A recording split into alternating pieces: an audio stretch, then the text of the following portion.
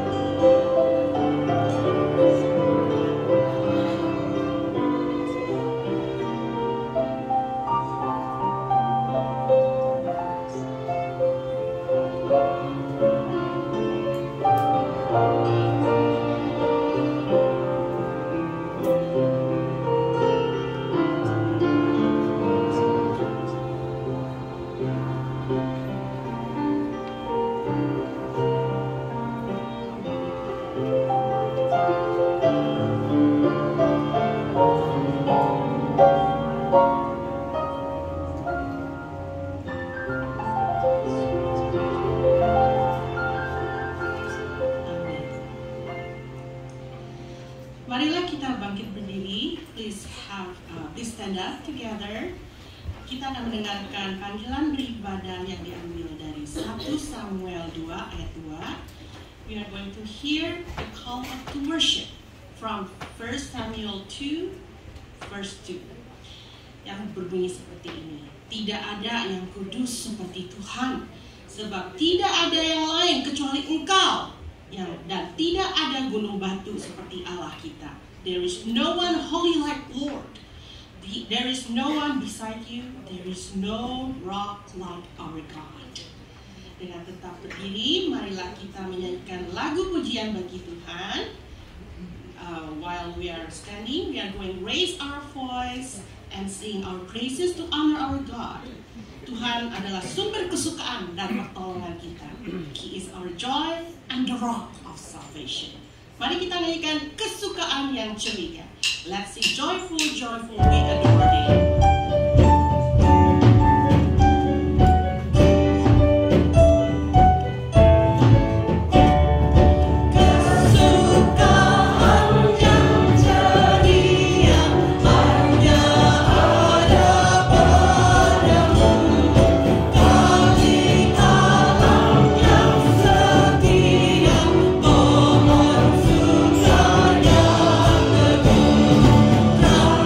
Oh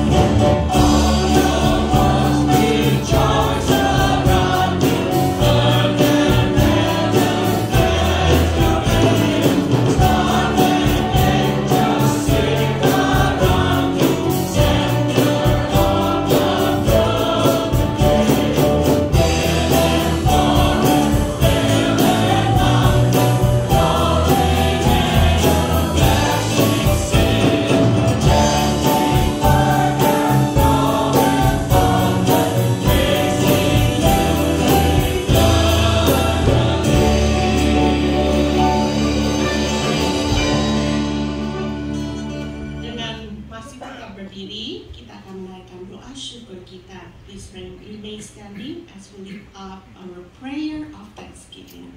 Mari kita berdoa. Let's pray. Bapa kami yang ada di dalam surga, terima kasih untuk semua berkat yang Kau berikan pada kami. Dear Heavenly Father, thank you for the blessing that you gave to us. Kalau kami boleh hadir di tempat ini, kami percaya ini adalah semua karena kasih dan anugerah-Mu ya Tuhan. Just because of your love and grace, you allow us to come to your presence in this moment. Kami mau menyerahkan seluruh acara kebaktian kami ke dalam timpenan-Mu ya Tuhan. We want to surrender our Sunday service all the time into your hands and to your guidance, O Lord. Dan kami mau berdoa untuk Pak Paul Gunadi, berkati hamba-Mu yang akan membawakan firman-Mu pada hari ini. We want to pray for Paul Gunadi who will bring your words today. Dan kami juga ingat guru sekolah minggu dan Pastor Steve yang akan mengajar pada saat ini. Tuhan Yesus bless and anoint Pastor Steve and all the Sunday school teachers who are teaching and ministering today. Terima kasih Tuhan. Thank you Jesus. Dalam nama Tuhan Yesus kami berdoa dan mengucap syukur. In the name of Jesus Christ we will lift our praise and prayers. Amen. Silakan duduk. Please be seated. Kita akan mendengarkan berita pengharapan yang diambil dari Yohanes 16 ayat 33. We are going to listen the message of hope taken from John 16 verse 33 yang berbunyi seperti ini. Semuanya itu kukatakan kepadamu supaya kamu beroleh damai sejahtera dalam aku. Dalam dunia kamu menderita penganiayaan, tetapi kuatkanlah hatimu. Aku telah mengalahkan dunia. I have told you these things so that in me you may have peace. In this world you will have trouble, but take heart. I have overcome the world. Mungkin dari beberapa dari kita merasa capek, lelah, dan takut ya. Maybe some of us feel very lonely, afraid to facing the hardship that come upon us. Tapi bersama Tuhan kita bisa menghadapi semuanya. However, being with God, we can go through it all. Dengan tetap duduk, kita akan menyanyikan lagu syukur dan akan kasih dan pertolongan Tuhan. While we are sitting down, we are going to sing our voice and we are going to praise our thanksgiving for His love and His helps. Kita akan nyanyikan bersama-Mu Tuhan, with you, O Lord. We are able to face everything. Yeah, we are going to sing this together. Bersama-Mu Tuhan, bersama-Mu Bapa.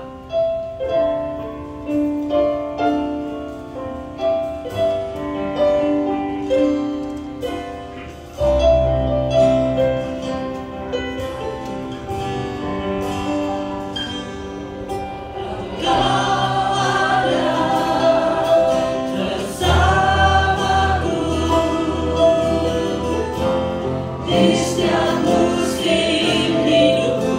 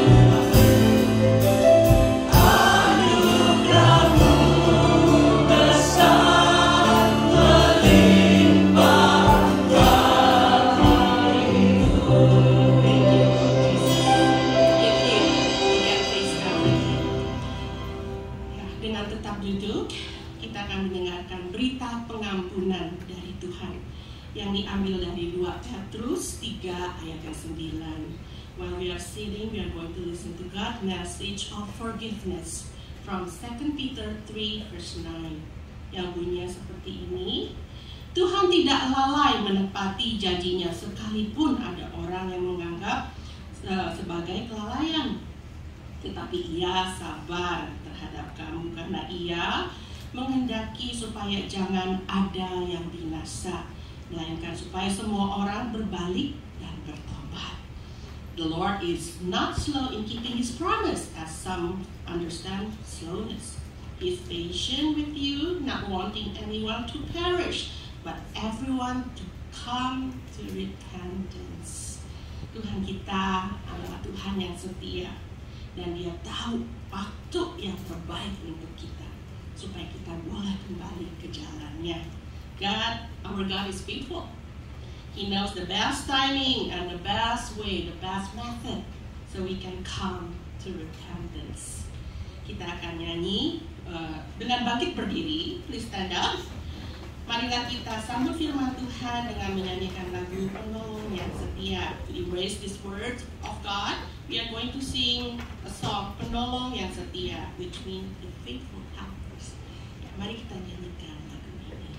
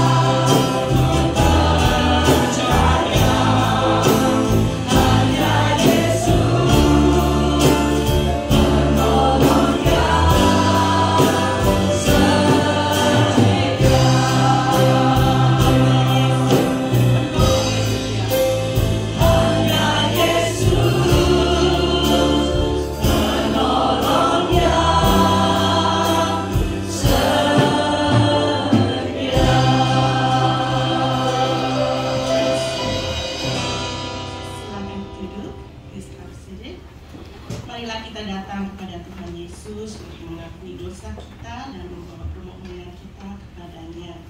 Now we are going to come to His presence, our Jesus, to confess our sin and bring our petition before Him.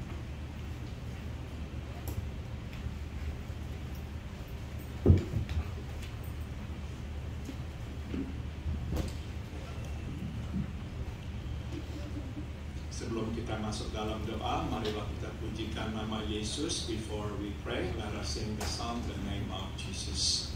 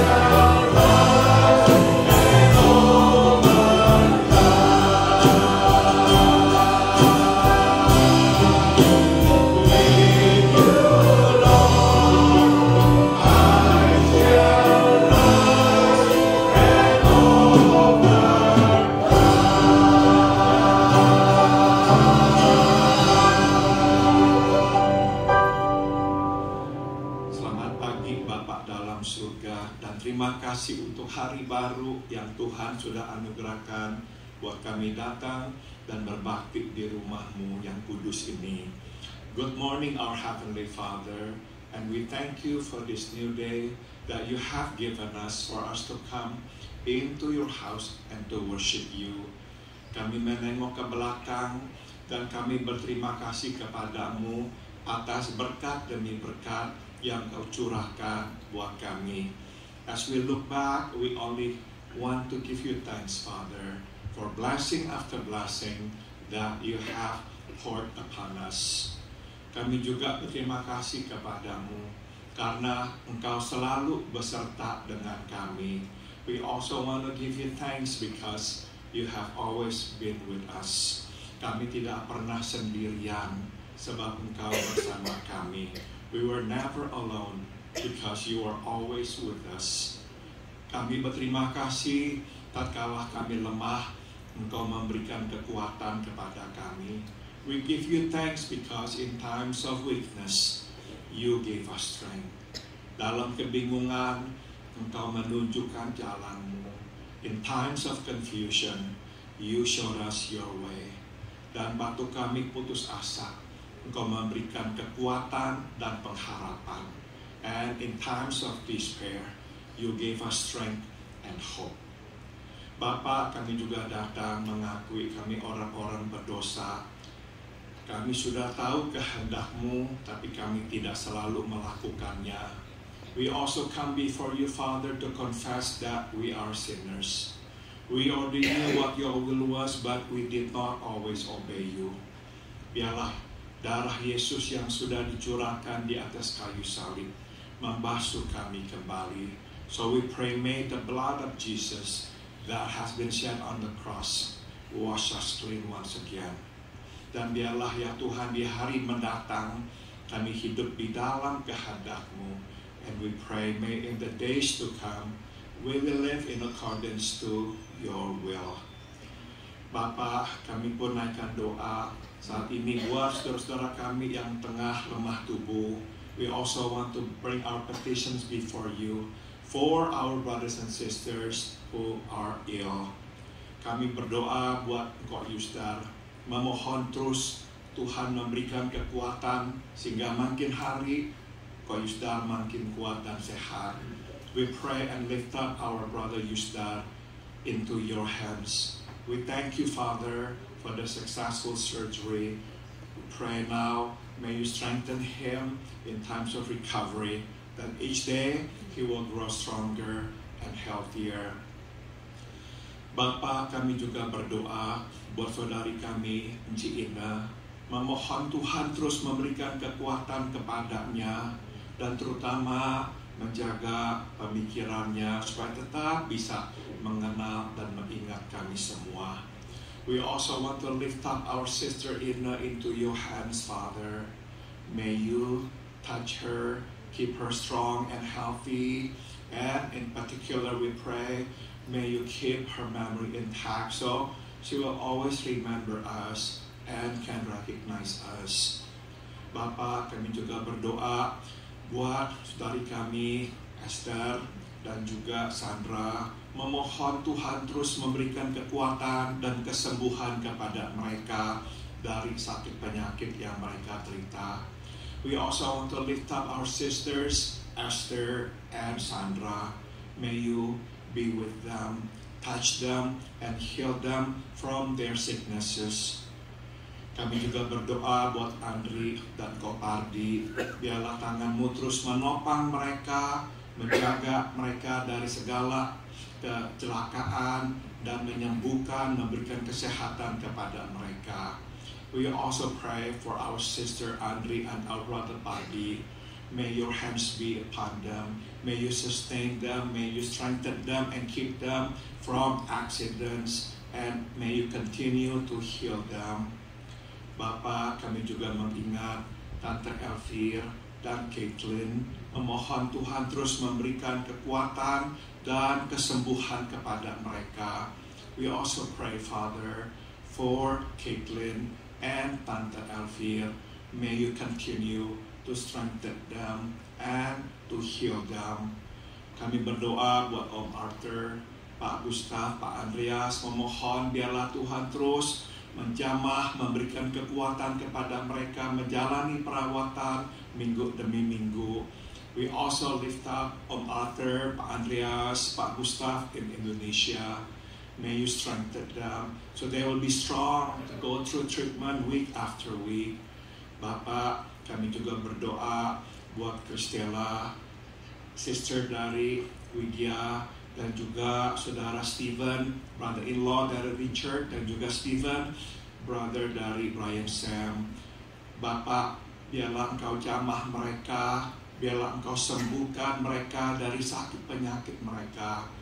We also want to lift up Christella, the sister of Widya, Stephen, the brother-in-law of Richard, and Stephen, the brother of Brian Sam. May you place your hands of healing upon them. May you touch them and heal them completely, Father. Bapak, kami juga berdoa buat keluarga Syafi yang tengah berduka ditinggal oleh Papa tercinta. Berilah penghiburan dan kekuatan kepada mereka. We pray, Father, for the family of Syafi.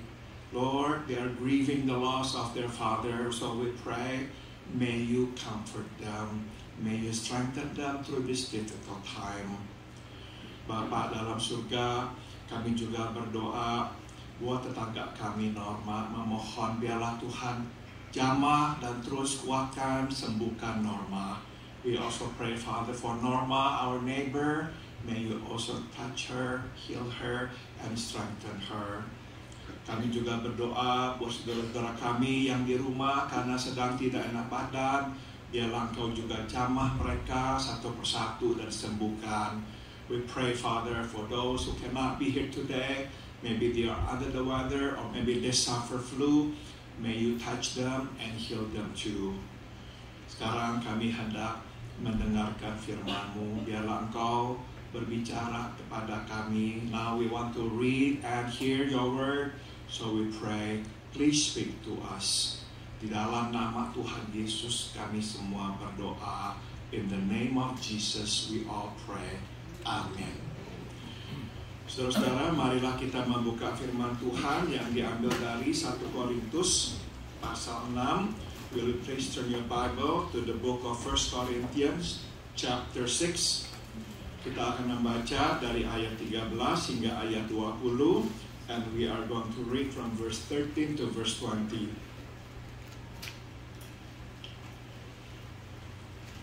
1 Korintus pasal 6, 1 Corinthians chapter 6, kita akan membaca ayat 13 hingga 20. From verse 13 to verse 20, mari kita bangkit berdiri untuk pembacaan firman Tuhan. Will you please stand for the reading of the scripture? Saya membaca ayat 13, saudara membaca ayat 14, begitu seterusnya. I will read verse 13 and you respond by reading verse 14 and so forth. Makanan adalah untuk perut dan perut untuk makanan, tetapi kedua-duanya akan dibinasakan Allah. Tetapi tubuh bukanlah untuk percabulan, melainkan untuk Tuhan dan Tuhan untuk tubuh.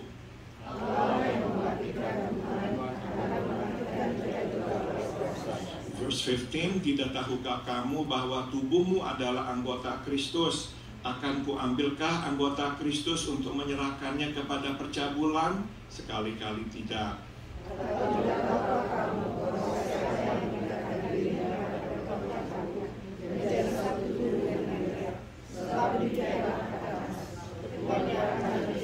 Verse 17, tetapi siapa yang mengikatkan dirinya pada Tuhan menjadi satu roh dengan Dia.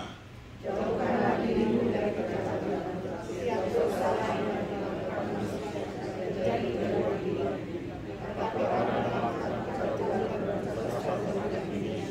Verse 19, atau tidak tahukah kamu bahwa tubuhmu adalah bait Roh Kudus yang diam di dalam kamu, Roh Kudus yang kamu peroleh dari Allah, dan bahwa kamu bukan milik kamu sendiri. Together, sebab kamu telah dibeli dan harganya telah lunas dibayar. Karena itu muliakanlah Allah dengan tubuhmu. Silakan duduk. You may be seated. Tema khotbah pada pagi hari ini adalah tubuh seperti apakah yang kita miliki. The theme of today's message is what kind of body do we have? Saudara, untuk mengerti ayat-ayat ini, saya terpaksa membosankan saudara dengan latar belakang filsafat dan budaya orang-orang di Korintus. To understand this passage, I must bore you with the philosophical and cultural background of the Corinthians. Saudara, saya akan mulai dengan Plato, seorang filsuf berkebangsaan Yunani yang hidup sekitar 400 tahun sebelum Masehi. We will start with Plato, the Greek philosopher who lived about 400 years BC. Saudara, Plato mempunyai pandangan tentang hidup yang bersifat dualistik. Plato has a dualistic view of life. Yang pertama adalah yang bersifat jasmania, yang dapat dijamah, dilihat. And first is that which is physical, which can be touched and seen. Dan yang kedua adalah yang bersifat rohani, yaitu yang tidak dapat dijamah dan tidak dapat dilihat.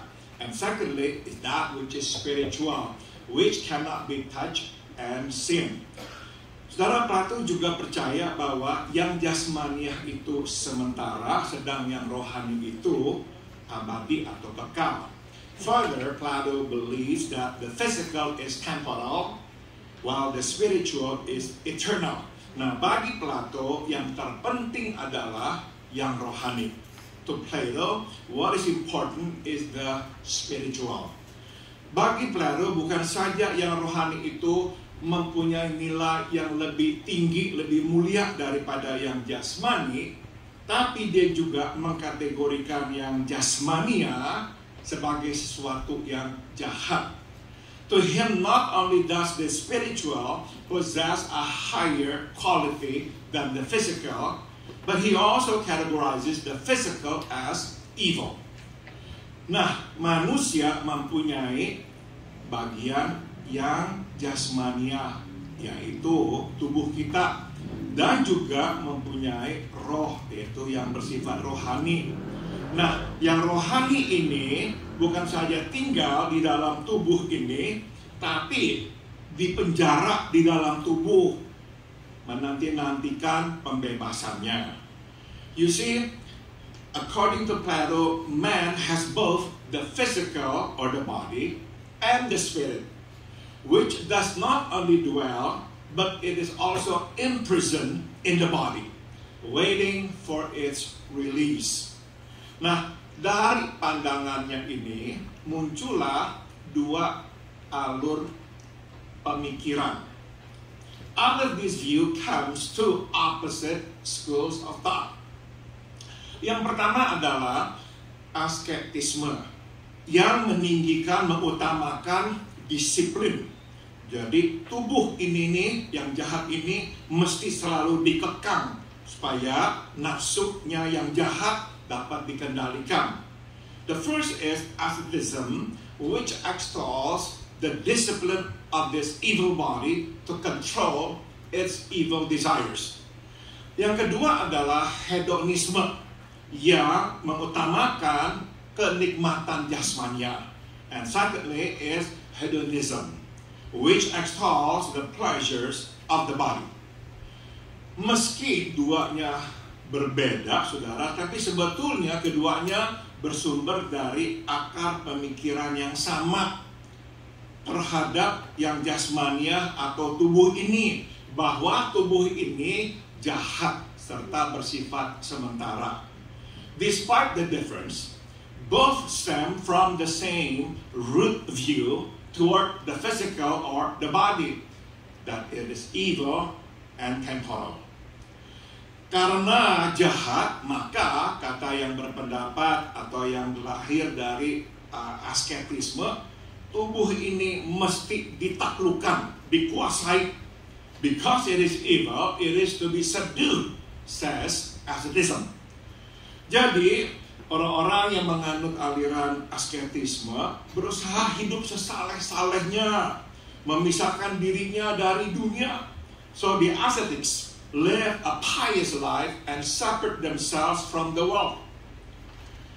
Nah, mereka berusaha menguasai nafsu-nafsu jasmaniah mereka.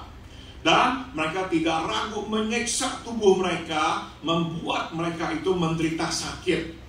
And to control their physical desires or lust, they do not hesitate to chastise their bodies and make themselves suffer. Sebaliknya, yang menganut hedonisme berkeyakinan bahwa karena tubuh ini sementara dan tidak kekal, maka tidak ada akibat-akibat yang kekalnya. Itu sebab mereka boleh berbuat apapun dengan atau terhadap tubuh ini. On the contrary, hedonism espouses, because the body is temporal and has no lasting, let alone eternal consequences, they can do whatever they want with it. Inilah asal muasal akar dari gaya hidup pesta pora, orgi, yang telah kita bahas minggu lalu. This is the origin of the orgy lifestyle, as we talked about it 2 weeks ago. Nah, seperti saya sudah jelaskan, mereka akan pergi berpesta pora. Mereka makan sebanyak-banyaknya sampai perut mereka mau meletus. Kemudian mereka akan muntahkan makanan-makanan itu. Kemudian mereka makan lagi. As I explained, when they go to parties, orgy, they eat all they want until their stomachs almost burst, then they force vomit it. Nah, sebagaimana mungkin kita dapat duga, pemikiran filsafat yang kedua inilah hedonisme yang populer. As you can guess, the second school of thought, hedonism, is the popular view. Dan inilah kepercayaan serta gaya hidup yang harus dihadapi oleh orang-orang Kristen di Korintus setiap hari. And this is the belief and the lifestyle that the Christians in Corinth must face daily. Dan karena mereka sendiri sebetulnya berasal dari latar belakang ini, mereka pun harus bergumul dengan godaan dan dosa ini. And because they themselves came from this background, they must struggle to deal with this sin. Jadi kita bisa berkata, orang-orang Kristen di Korintus, mereka ini mesti menghadapi gempuran dari dua sisi, yaitu dari luar dan dari dalam. We can then say that Christians in Corinth must face this problem in two fronts: pressure from the outside and pressure from the inside. Saudara, kita ini masing-masing mempunyai kelemahan kita. We all have our own weaknesses. Dan di mana kita lemah, kita harus bergumul lebih keras melawan godaan dosa. And where we are weak, we must struggle harder to deal with the temptation to sin. Iblis, saudara, tidak akan menyerang mencobai kita di area di mana kita kuat. Always remember this. The devil will not tempt us in the area where we are strong. Dia tahu kelemahan kita.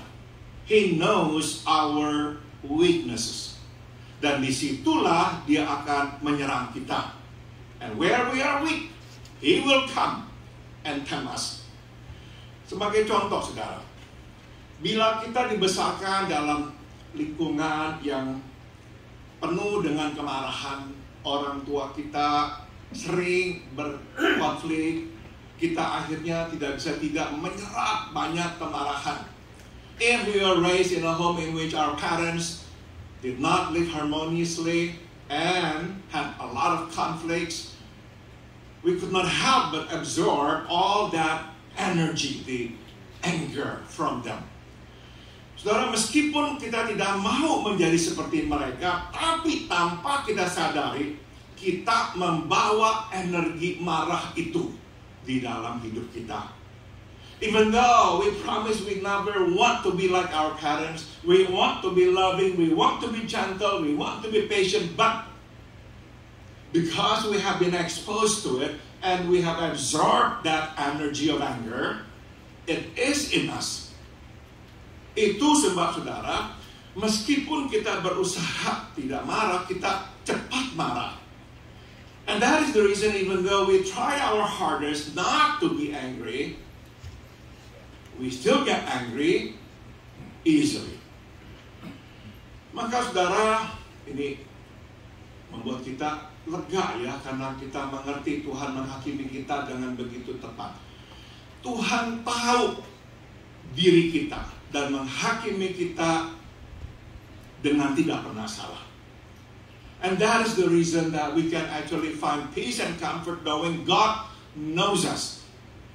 He knows us so well, so when He judges us rightly. He never misses us or misjudges us. Never.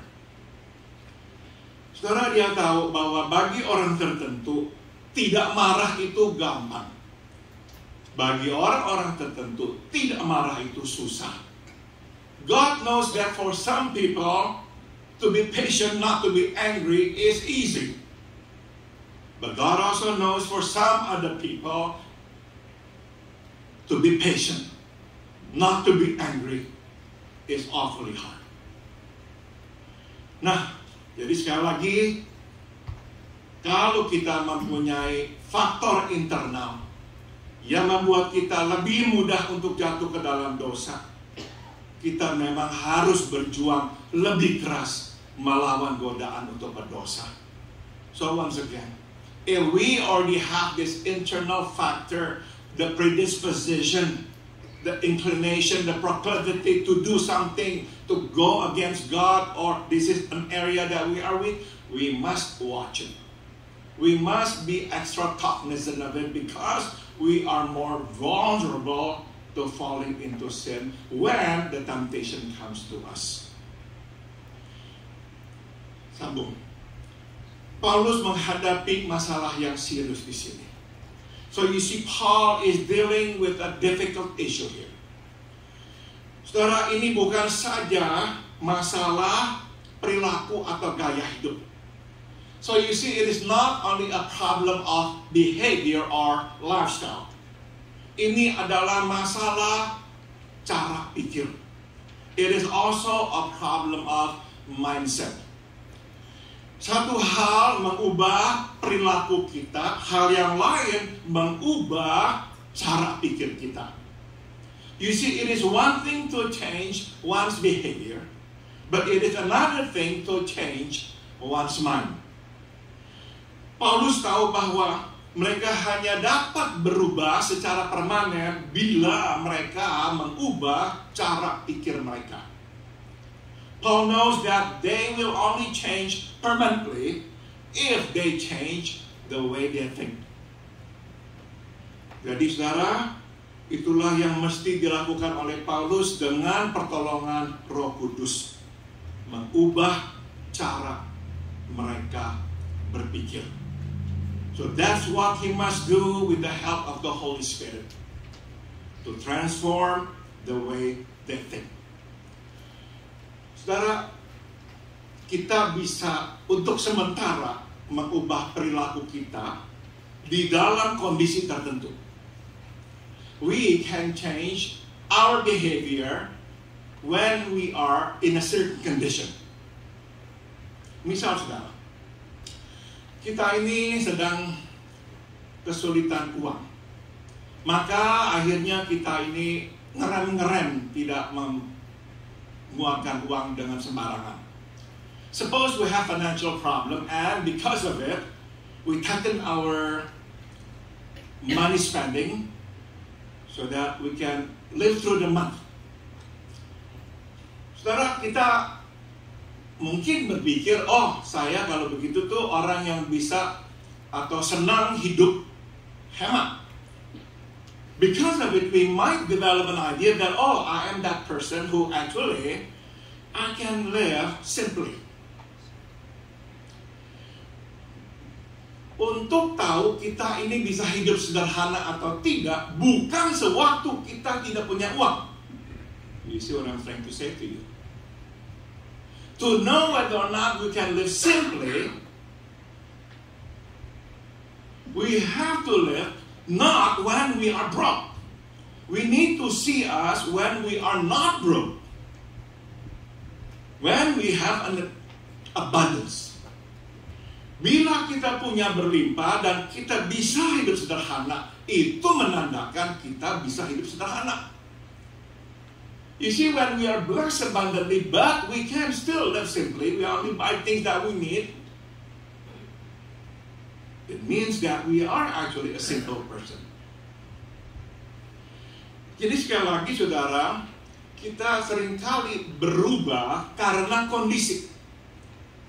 So you see, a lot of times we change because of the condition that we are in. Begitu kondisinya berubah, diri asli kita akan muncul. But the moment the condition changes or no longer applicable,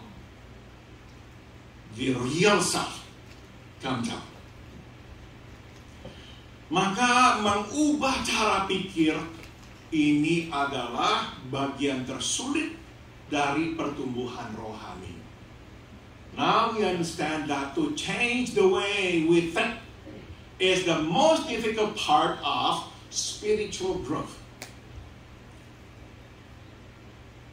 Dan ini yang masih terjadi untuk kita benar-benar bisa berubah. But that has to happen if we really want to grow spiritually. Mari sekarang kita lihat bagaimanakah Paulus menghadapi masalah ini dan memetik beberapa pelajaran darinya. Let us see how Paul deals with this issue and learn some lessons from it. Yang pertama adalah Paulus waktu menulis surat kepada mereka berusaha untuk menemukan titik temu, menjalin titik temu. The first thing Paul does is to find common ground. Dia berkata, ini kepercayaan mereka juga, makanan untuk perut, perut untuk makanan, dua-duanya memang bersifat jasmania dan tidak abadi. Yes, Paul says, foods are for the stomach and the stomach for foods, and both are physical, hence not eternal. They believe it. Paul also agrees with them. Maka Paulus tambahkan, Tuhan akan melenyapkan kedua-duanya. God will destroy both it and them, the stomach and the food. Dan inilah sifat atau kodrat dari segala sesuatu yang bersifat jasmania. And that is the nature of everything that is physical.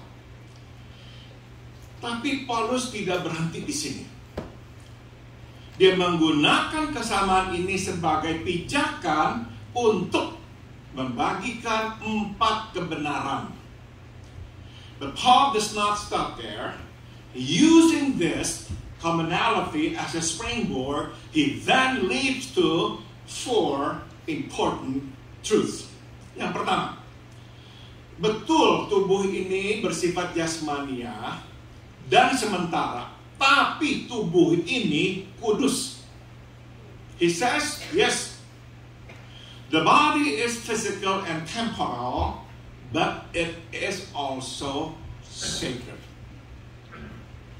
Paulus menjelaskan, Paul explains, tubuh bukan untuk percabulan, tapi untuk Tuhan dan Tuhan untuk tubuh.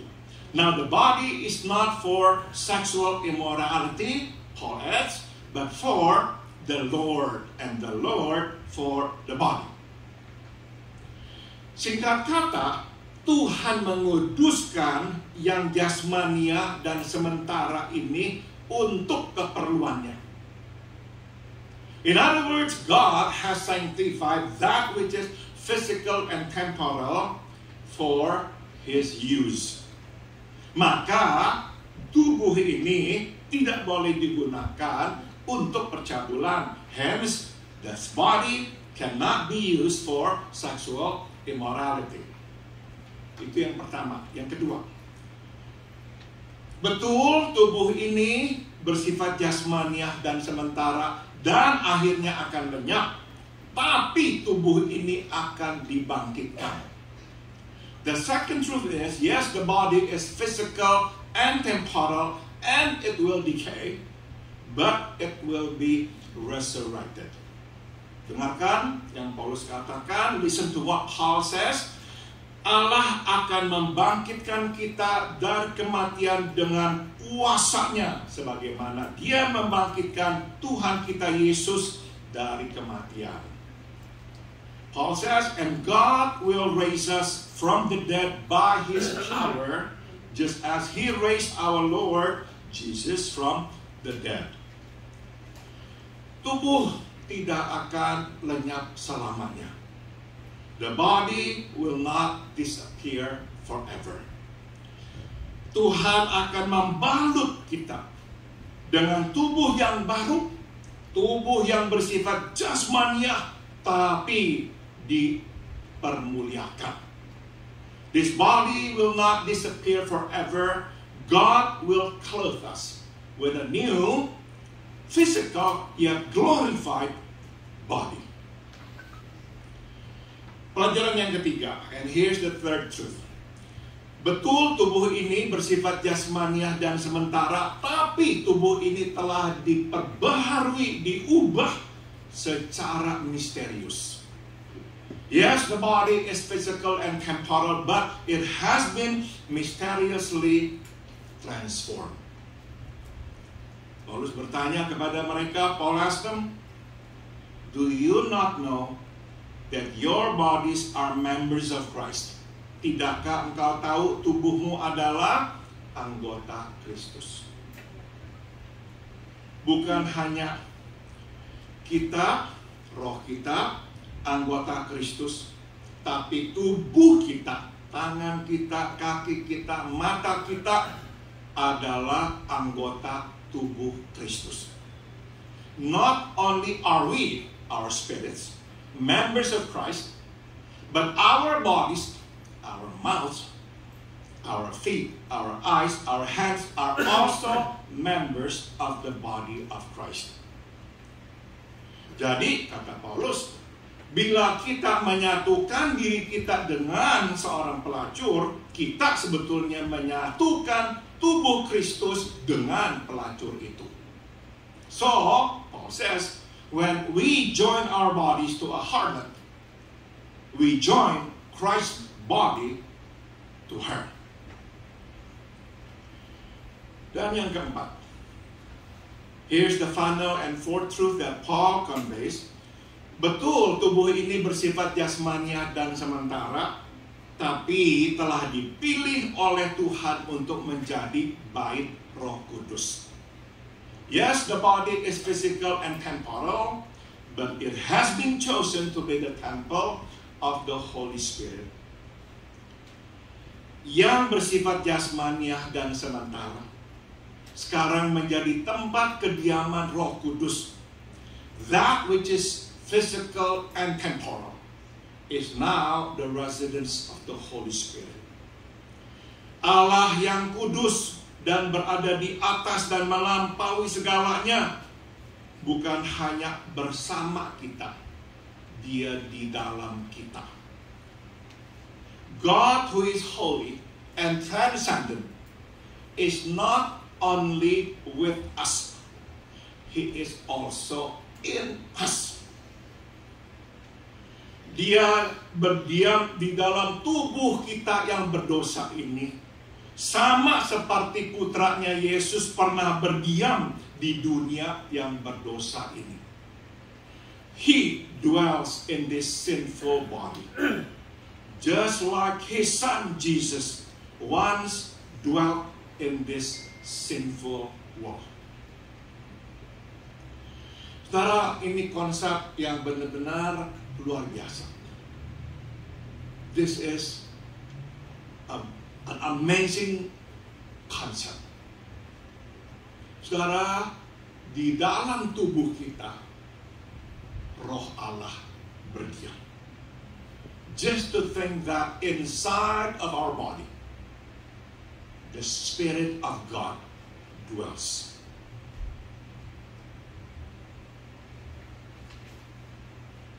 Awesome, isn't it?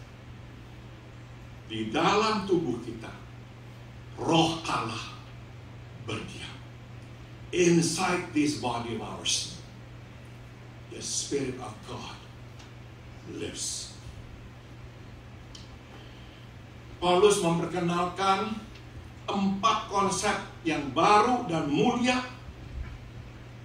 buat orang-orang Korintus yang terbiasa dengan kepercayaan bahwa tubuh ini bersifat jasmania serta sementara, jadi boleh berbuat apapun dengan tubuh ini. 4 novel and glorious concepts of the body to the minds of the Corinthians who are accustomed to hearing that the body is physical and temporal, that they can do whatever they want with it. Sekarang mereka tahu bahwa kenyataan tubuh ini bersifat jasmania dan sementara tidak memberi mereka izin berbuat semau mereka dengan tubuh mereka. Now they know that the fact that the body is physical and temporal does not give them the license to do whatever they want with it. Sekali lagi saya ulang, once again I like to rehash this. Tubuh ini kudus karena tubuh ini untuk Tuhan. This body is sacred because it is for the Lord. Yang kedua, tubuh ini sementara betul, tapi akan dibuat kekal melalui kebangkitan. Yes, this body is temporal, but it will be made eternal through resurrection. Tubuh ini diubah secara misterius sehingga menjadi tubuh Kristus di bumi. This body has been mysteriously transformed that it has become the body of Christ on earth. Dan terakhir, tubuh ini tidak jahat karena tubuh ini adalah tempat kediaman Roh Kudus. Lastly, the body is not evil because it is the dwelling place of the Holy Spirit. Jadi saudara, apapun yang kita perbuat dengan tubuh kita semasa kita di bumi akan bergetar sampai ke sorga hari ini juga. So whatever we do with our body today while we are still on earth will reverberate to heaven today. Dan akan berakibat sampai pada kekekalan karena Tuhan akan menuntut pertanggungjawaban kita. And will have eternal consequences because God will hold us accountable. Mari sekarang kita berhenti dan memetik beberapa pelajaran. Let us pause and learn some lessons. Pertama, tubuh ini bukan milik kita. The first is that our body is not ours. Kita boleh tinggal di dalam tubuh ini, tapi kita tidak memiliki tubuh ini. We may live in this body, but we do not own this body. Tubuh kita ini adalah properti pinjaman, kepunyaan Allah. Our body is a rental property. It belongs to God. Dipinjamkan kepada kita gratis. And He is renting it to us free. Namun kita hanya bisa hidup di dalamnya sesuai kehendaknya. And we can only live in it as He wills. Maka pada waktu Dia berkata, waktu sudah habis, engkau harus keluar dari tubuh ini, kita harus keluar. So when the time comes, God comes to us and says, your time is up. You need to move out of this body. We have to move out.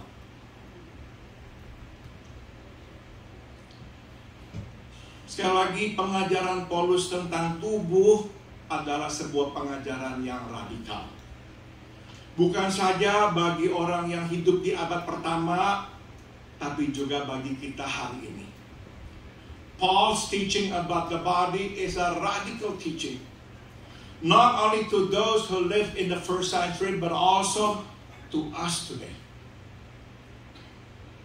Saudara, kita ini terbiasa ya mendengar kata-kata bahwa tubuh ini milik kita pribadi. Jadi kita bebas berbuat apapun dengan tubuh ini. You see, we are accustomed to hearing that our body is our own. So we can do whatever we want with it. Tapi Paulus menjelaskan, but Paul argues, tidak. Tubuh ini bukan milikmu. Kau tidak pernah memilikinya. Karena engkau telah dibeli dengan tunai. No, he says, it is not your body anymore because you are not your own.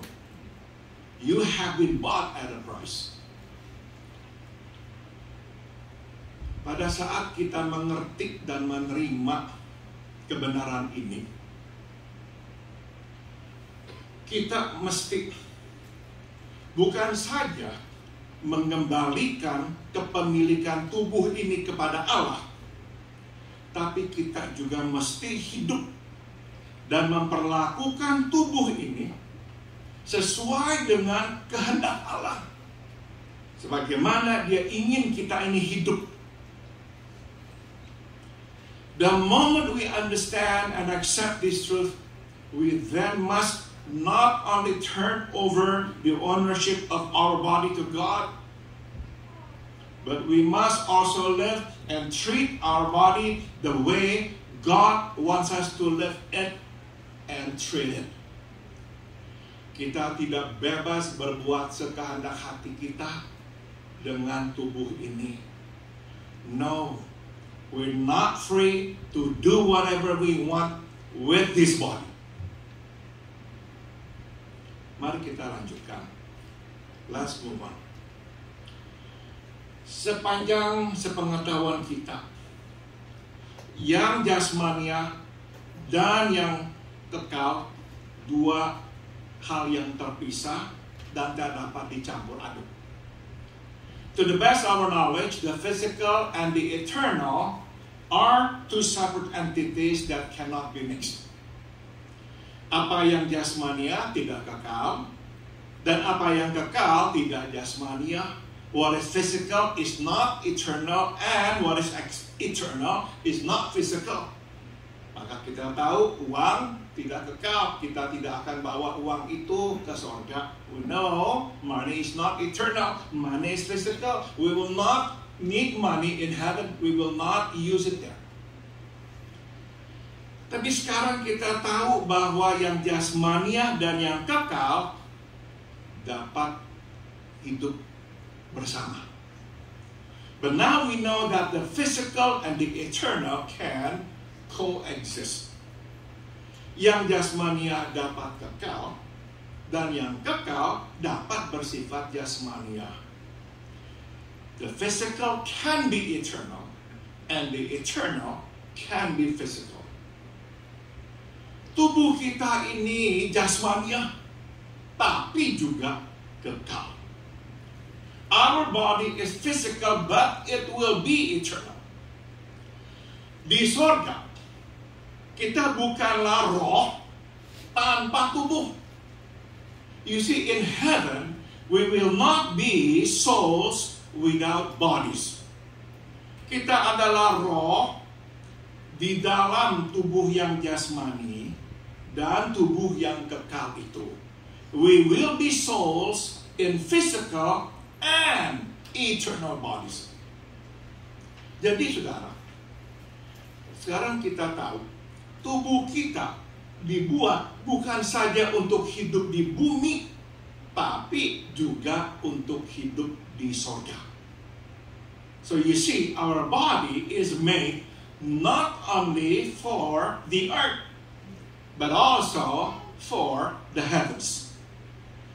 Tuhan akan menggunakan tubuh yang sama dan menyempurnakannya sesuai dengan rancangannya yang semula. God will use the same body and perfect it to His original design. Maka ini pelajaran yang dapat kita petik. Here's then the lesson we can learn. Bila tubuh kita ini cukup baik untuk sorga, tubuh kita ini sudah tentu cukup baik untuk di bumi. If our body is good enough for the heavens, it is good enough for the earth. Saya dulu bekerja di rumah sakit jiwa, di mana rumah sakit itu merawat segala jenis gangguan jiwa, salah satunya gangguan makan. I used to work in a psychiatric hospital where we treated all kinds of mental illnesses. One of them is eating disorders.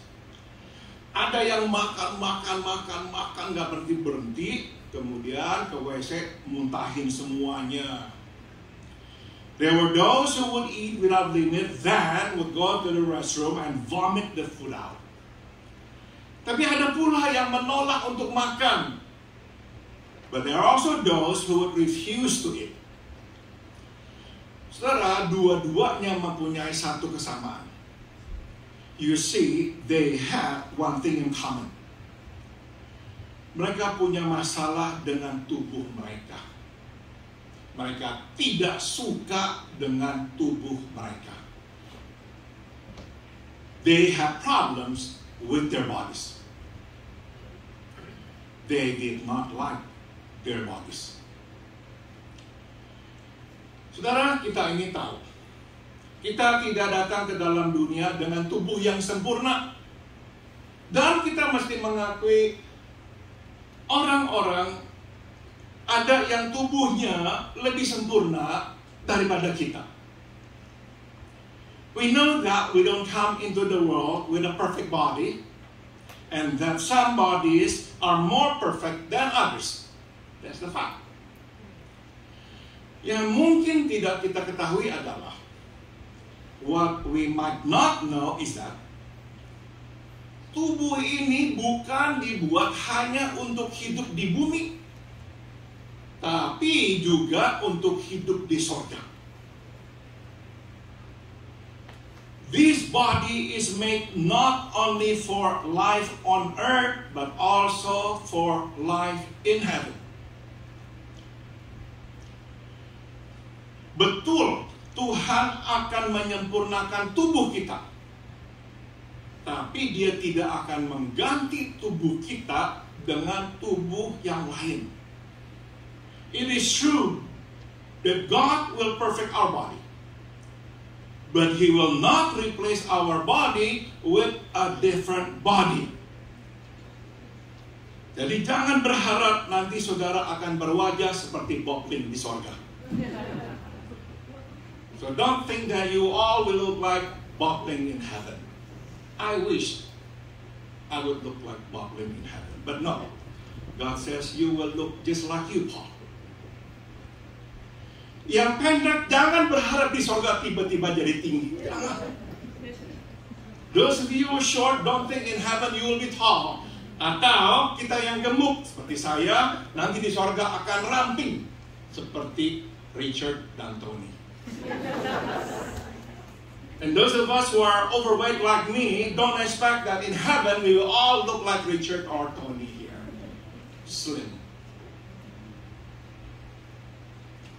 The same body, but a glorified body, a perfect body, but the same body. Tuhan akan menggunakan tubuh yang sama dan menyempurnakannya sesuai dengan rancangan semulanya. God will use the same body and perfect it to His original design.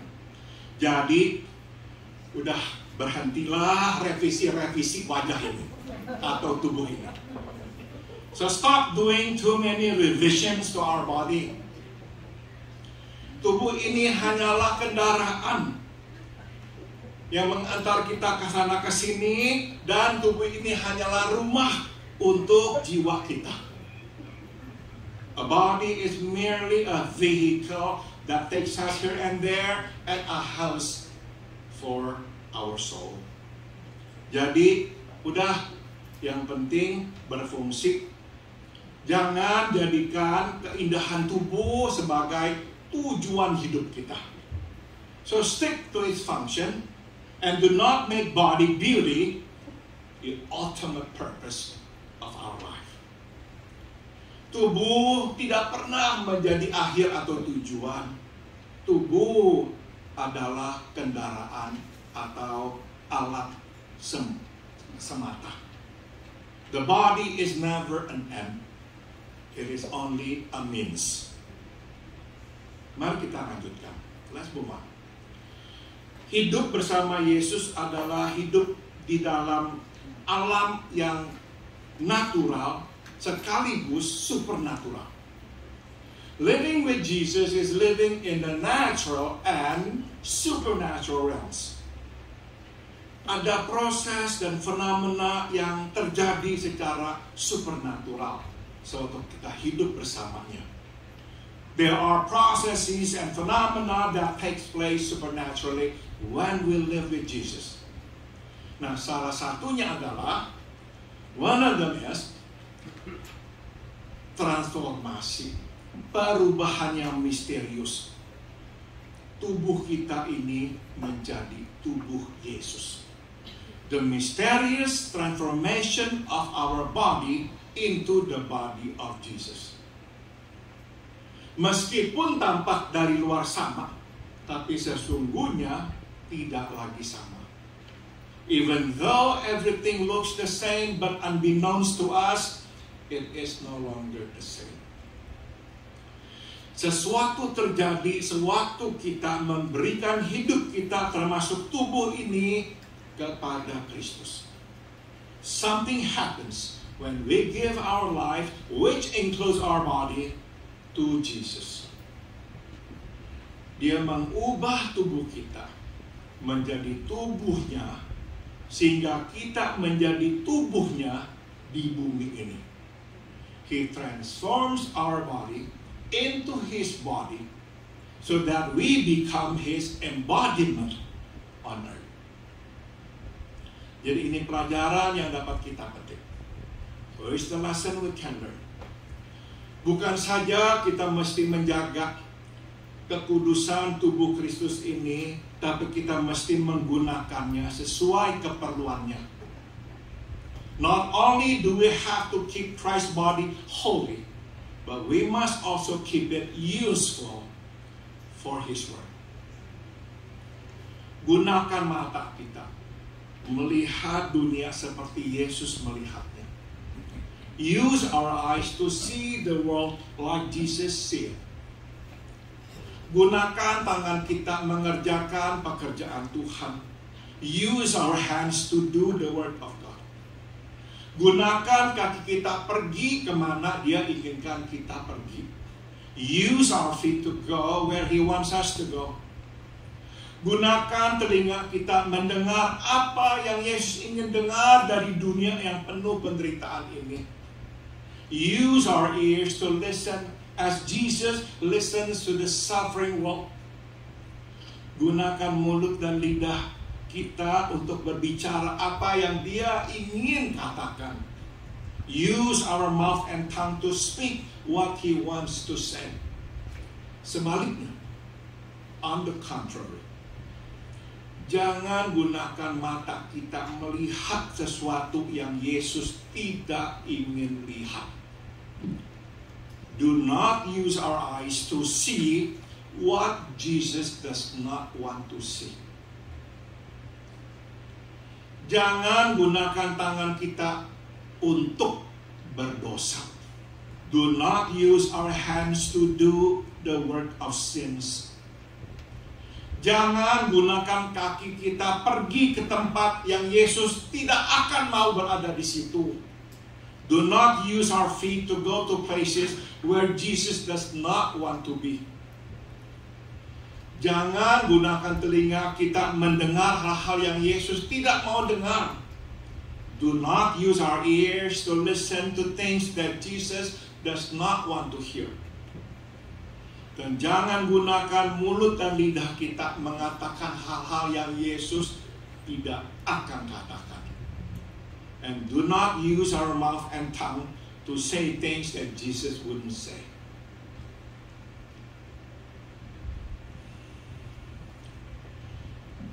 Saudara, waktu saya memikirkan ini, saya berpikir hidup kita ini akan berubah dengan begitu drastis bila kita menerapkannya. When I pondered upon this, I just thought how my life would have been so radically different if I applied this. Jangan lihat yang Yesus tidak mau lihat. Do not see what Jesus doesn't want to see. Jangan katakan yang Yesus tidak akan katakan. Do not say things that Jesus would not say. And on and on and on. Mari kita lanjutkan ke pelajaran yang terakhir dan yang keempat.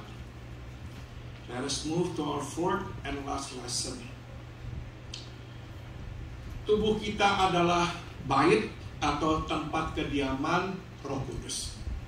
Our body is the temple or the dwelling place of the Holy Spirit. Singkat kata, Tuhan membuat tubuh kita rumahnya. God has made our body His home. Jadi ini pelajaran yang dapat kita petik. Here's the lesson we can learn. Waktu Tuhan masuk atau datang ke dalam tubuh kita, Dia datang untuk mengambil alih, untuk mengambil kepemilikan, bukan untuk menjadi tamu, tapi untuk menjadi penguasa. When God comes into our body, He comes to take over, to take possession of, not to be a guest, but to be a ruler. Itu sebab kalau kita memberontak tidak mau mendengarnya, Dia akan keluar dari tubuh kita ini. It then follows that if we rebel and refuse to listen to Him, He will move out of our body. Roh Kudus hanya akan tinggal dalam tubuh kita jika kita menaati atau mendengarnya. You see, the Holy Spirit will only dwell in our body if we listen to Him. Saul dan Samson adalah dua contoh hamba Allah yang tidak lagi menaati Allah dan sebagai akibatnya ditinggal oleh Roh Allah. Saul and Samson are two examples of men of God who disobeyed God and as a result were abandoned by the Spirit of God.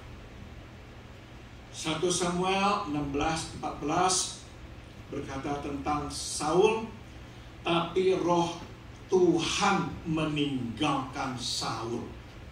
But the Spirit of the Lord departed from Saul. Hakim-Hakim 16:20 berkata tentang Samson, and Judges 16:20 tells us about Samson. Tapi Samson tidak tahu bahwa Tuhan sudah meninggalkannya. But he, Samson, did not know that the Lord had departed from him. Jadi jangan sia-siakan atau anggap remeh Roh Kudus yang ada dalam diri kita. So do not take the Holy Spirit's presence for granted.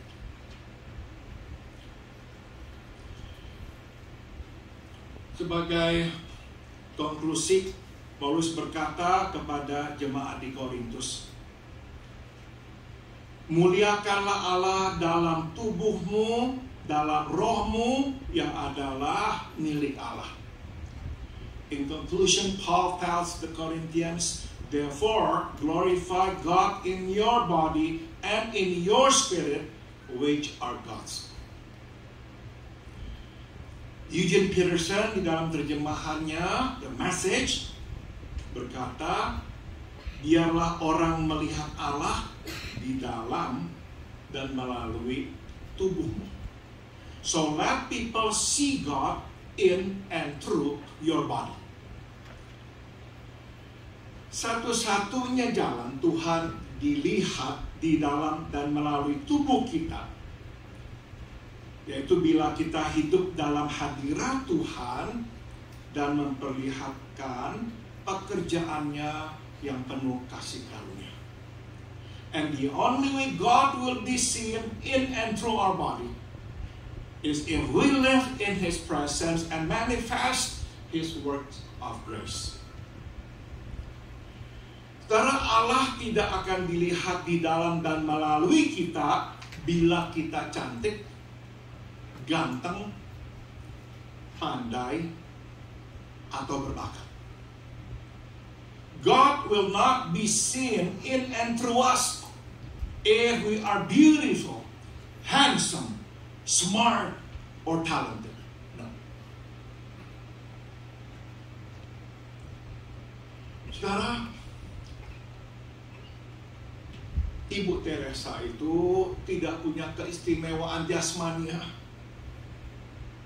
Tapi kita semua bisa melihat Allah di dalam dan melalui tubuhnya. You see, there's nothing physically outstanding, spectacular about Mother Teresa. But we all could see God in and through her physically. Kenapa? Dia mencerminkan kehadiran Yesus dan dia melaksanakan pekerjaan kasih karunia Allah. Why? Because she reflected the presence of Jesus and carried out God's work of grace.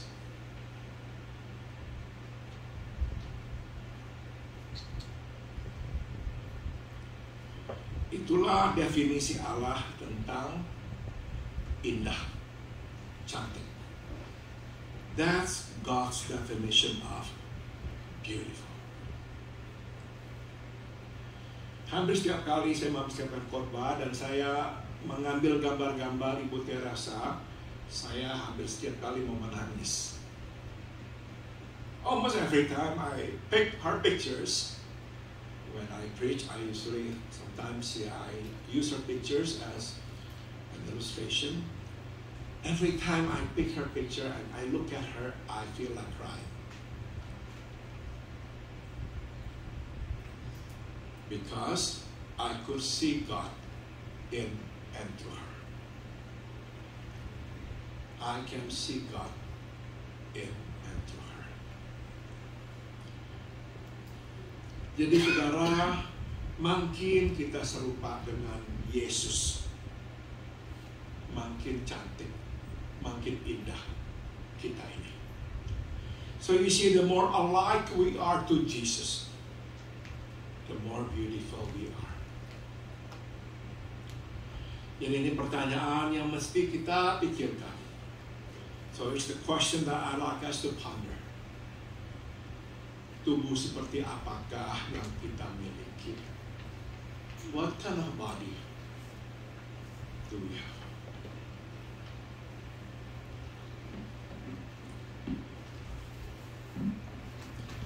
Mari kita masuk dalam doa. Ya Allah, ya Tuhan kami datang kepadamu. Kami datang dengan tubuh yang Tuhan telah anugerahkan kepada kami. Dan kami ingin persembahkan ini kepadamu. Heavenly Father, we come to you with the body that you have given us, and we want to give this body back to you. We want to present it to you. Dan kami berdoa biarlah Tuhan kuduskan untuk pekerjaan-Mu. And we pray, may you sanctify this body of ours to be used by you. Terima kasih. Thank you, Lord. Dalam nama Tuhan Yesus kami berdoa. In the name of Jesus we all pray. Amen.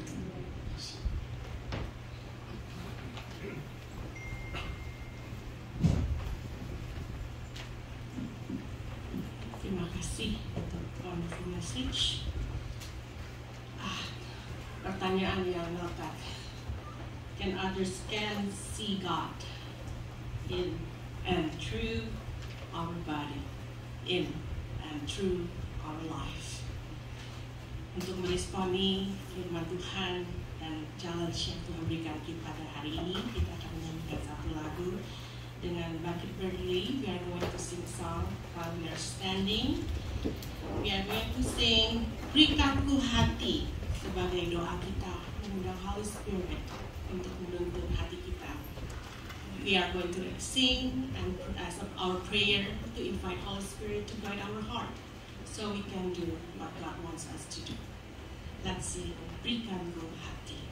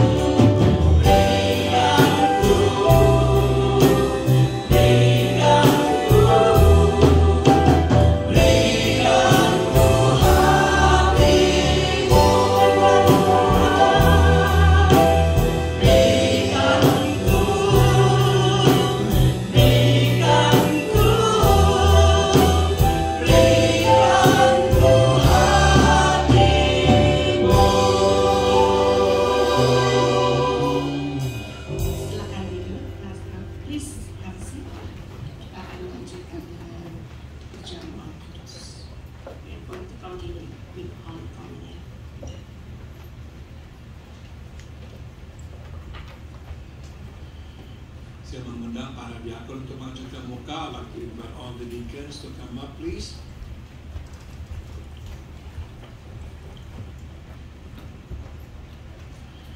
Firman Tuhan berkata, sebab apa yang telah aku teruskan kepadamu telah aku terima dari Tuhan, yaitu bahwa Tuhan Yesus pada malam waktu ia diserahkan mengambil roti. Dan sesudah itu ia mengucap syukur atasnya, ia memecah-mecahkannya dan berkata, inilah tubuhku yang diserahkan bagi kamu, perbuatlah ini menjadi peringatan akan aku. The word of the Lord. For I received from the Lord what I also passed on to you. The Lord Jesus, on the night he was betrayed, took bread, and when he had given thanks, he broke it and said, this is my body, which is for you. Do this in remembrance of me.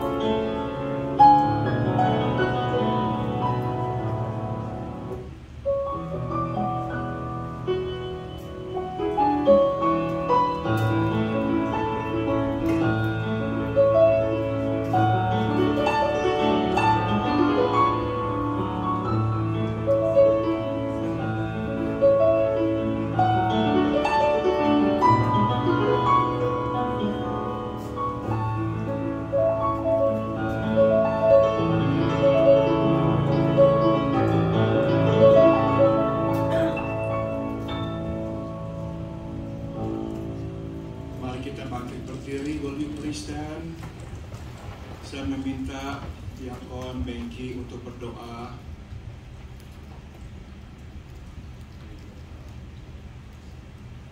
Bapa di surga, kita syukur, terima kasih telah hari kami Tuhan. Kau begitu setia dan Kau selalu berikan kesempatan bagi kami untuk kembali kepada-Mu. Tuhan, berikan kami hati dan telinga yang selalu ingin mendengar dan menerima firman. Ya Tuhan, kami boleh kembali kepada-Mu karena kami adalah milik-Mu. Ampuni dosa kami Tuhan, dan jadikanlah kami orang-orang yang mampu memberikan sinar terang bagi orang lain. Karena Kau sudah berdiam bersama-sama dengan kami. Terima kasih Tuhan atas firman-Mu. Terima kasih akan kasih sayang-Mu. Karena memberi Kau bersyukur, terima kasih. Amin. Amin. Mari kita mengambil roti adalah tubuh Kristus ini dan kita memakannya. Let's take this bread, the body of the Lord, and let's eat this.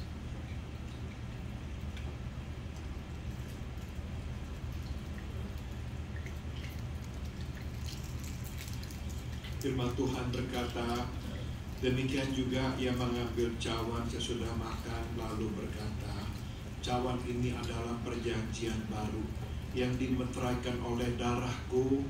Perbuatlah ini setiap kali kamu meminumnya menjadi peringatan akan aku. In the same way after supper he took the cup saying, this cup is the new covenant in my blood. Do this whenever you drink it in remembrance of me. Saya minta kesediaan Diakon Cynthia berdoa.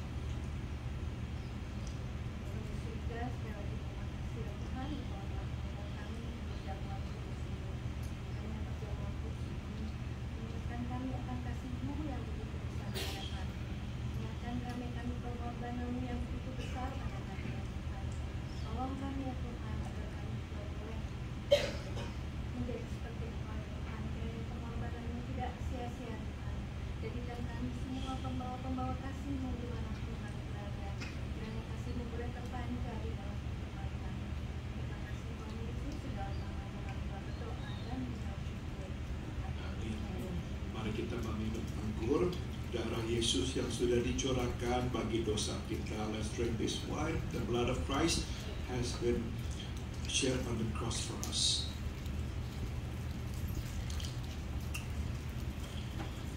Sebab setiap kali kamu makan roti ini dan minum cawan ini, kamu memberitakan kematian Tuhan sampai Ia datang. For whenever you eat this bread and drink the cup, you proclaim the Lord's death until He comes. Mari kita berdoa, let us pray. Biarlah kemanapun kami pergi, kami membawa tubuh Yesus yang sudah disalibkan bagi dosa kami, untuk memberitakan bahwa Engkau sudah mati bagi semua dosa kami dan tersedia pengampunan. Wherever we go, Lord, we pray, may the crucified body of the Lord Jesus be in us, to proclaim that you have died for our sins and there is forgiveness of sins. Biarlah kemanapun kami pergi, kami membawa tubuh Yesus yang sudah dibangkitkan untuk memberitakan Engkau sudah menang dari maut, dan bahwa ada hidup yang kekal menunggu kami di sorga. And wherever we go, may we bring with us the resurrected body of the Lord Jesus Christ, to proclaim that you have overcome death and there is eternal life awaiting for us in heavens. Dalam nama Tuhan Yesus kami berdoa. In the name of Jesus we all pray. Amen. Silakan duduk, you may be seated.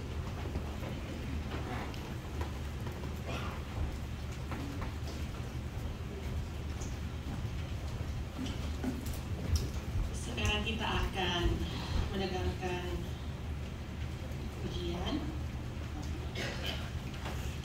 Sekarang kita akan membawa persembahan syukur ya kepada Yesus Tuhan kita yang telah memberkati dan menyuarakan hidup kita. Now we are going to bring our offering of thanksgiving to Jesus. Now I will invite the people that will serve for the offering.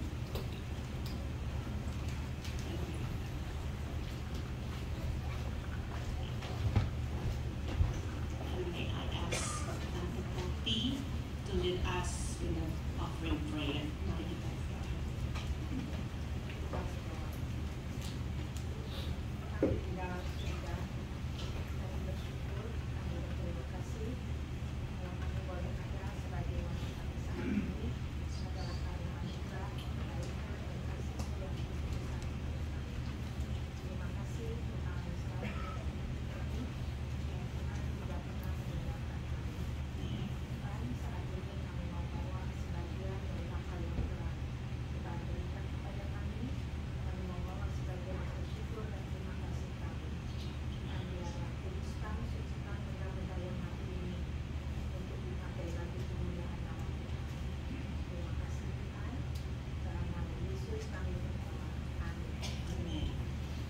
kita memberikan persembahan, kita akan mendengarkan persembahan pujian yang berjudul Segala Perkara oleh our sister Randy Monica.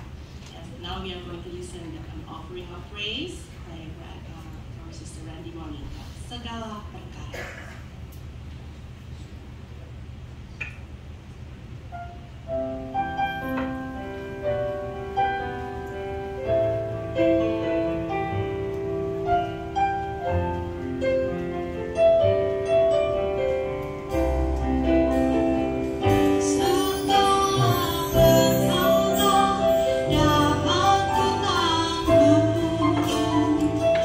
Di dalam Dia yang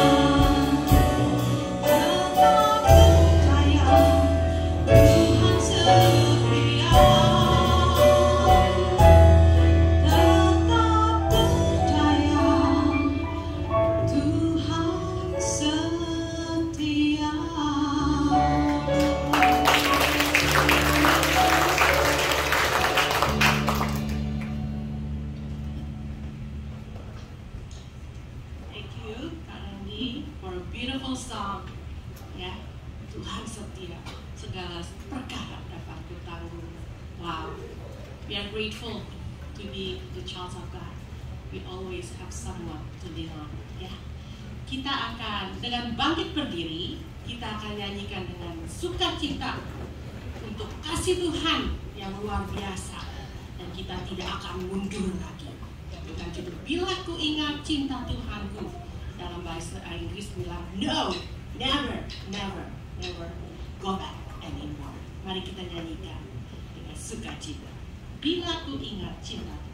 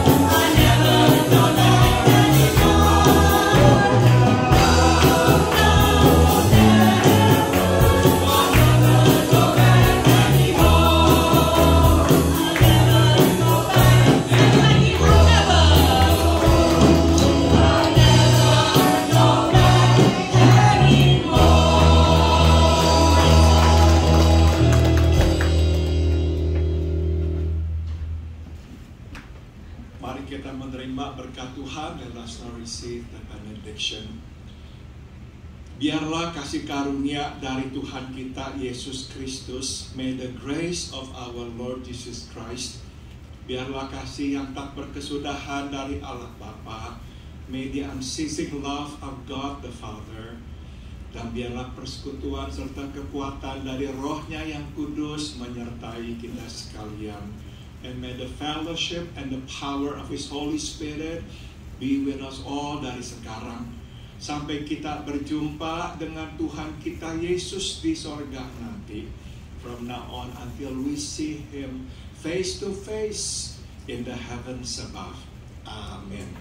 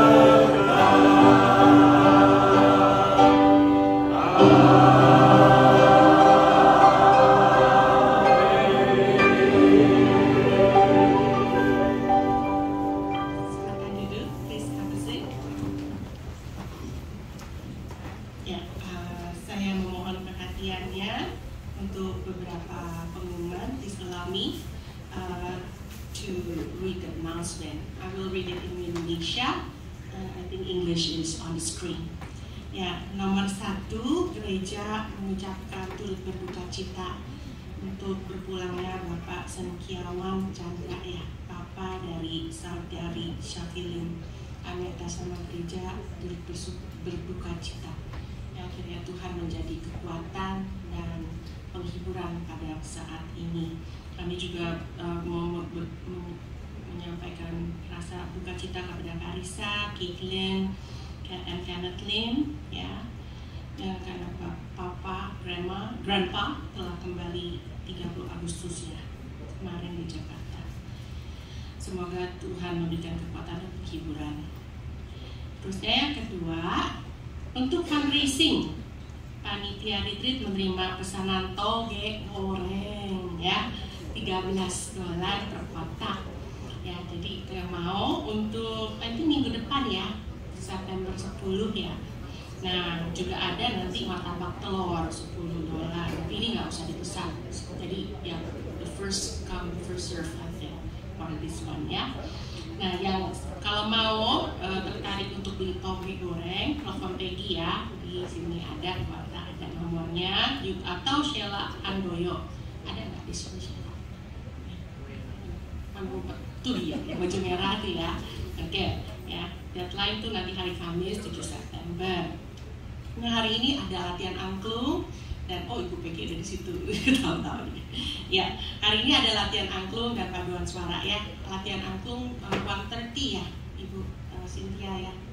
1:30 di situ ya, di belakang, dan 2 o'clock will be here buat paduan suara.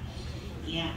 Yang keempat ya, kebaktian ini terasa indah sekali karena banyak orang-orang yang berperan serta ya, pendeta dan para musician ya. Kita bersyukur, kita mau show appreciation, thank you so much untuk pelayanannya ya, untuk kiranya Tuhan memberkati. Nah, sekarang ada yang baru datang, ada newcomer, boleh ada sebelah sini ada? Oh enggak, ada, puji Tuhan, silakan. Welcome. Boleh diperkenalkan siapa namanya? Fitri. Ya, everybody say welcome to Fitri. Selamat datang. Ya, terus ada lagi sebelah sini. Tidak ada. Oke, kalau Fitri belum ada home church, lah kami mengundang datang lagi ya minggu depan. Ya, oke. Nah, sekarang kita mengucapkan selamat ulang tahun. Yang pertama, tanggal 4 September besok untuk adik kita Maika Nathan Sajuti ya, happy birthday. Terusnya September 5, Yanti Natali Jaya, happy birthday. Tanggal 5 September, Leo Brom. Ya. Terusnya, September 6, Rowena di sini, happy birthday. Nah, tanggal 9 September, Kimberly Wong, ya, happy birthday. Oke, sudah tidak ada lagi ya. Oke, kalau begitu kita akan masuk ke dalam doa. Kita akan mengadakan fellowship di sana ya. Mari kita berdoa. Tuhan Yesus, terima kasih untuk service yang begitu indah. Thank you Lord for the wonderful service. Sebentar kami akan bersekutu, berfellowship. Oh Lord, we are going to get together and have some fellowship.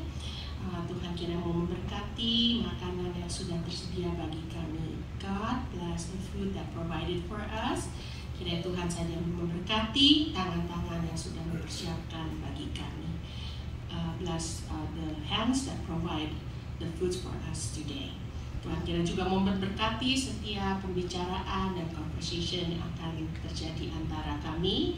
Lord bless every conversation that will happen among us.